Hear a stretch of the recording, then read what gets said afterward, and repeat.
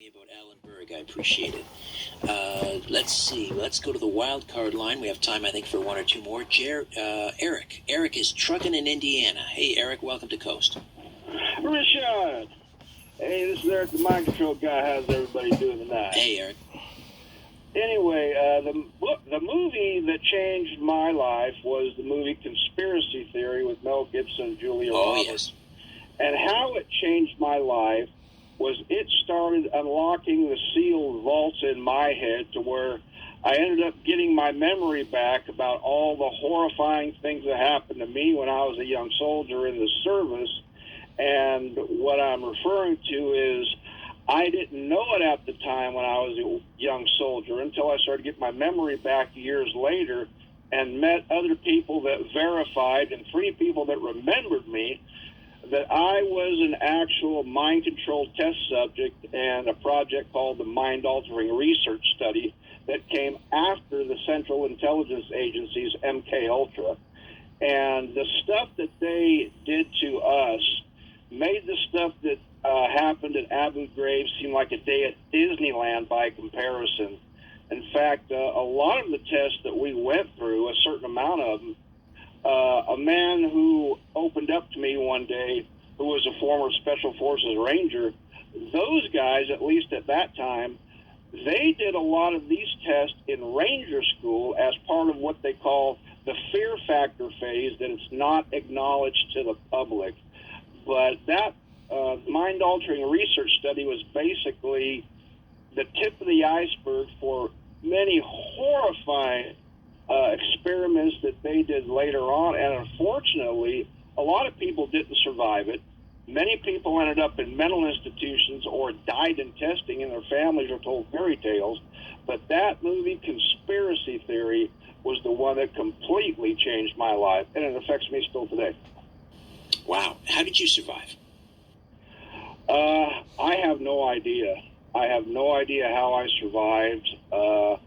But the thing is, it's like they have a way to erase your memory.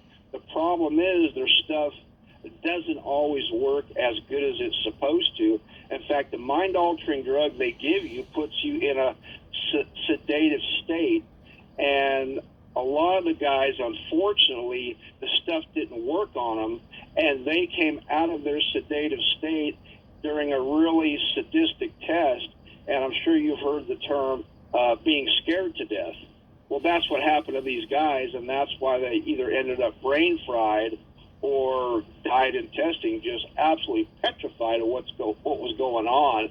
And the main doctor, Dr. Gorman, he was such a sadistic individual that within the realm of mind control doctors throughout the decades, he was known as the twisted of the twisted of mind control doctors, and he ended up going to prison in 1986. And he was so unbelievably sadistic. I'm thinking, how could they employ such a sadistic individual?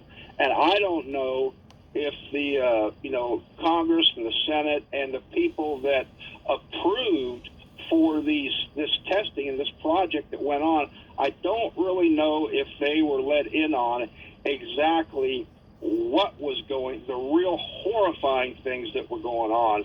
And the project was finally shut down in 1990 because of an event called the incident in the barracks, and where a young soldier went up before a simulated firing squad. Now, he wasn't going to be executed.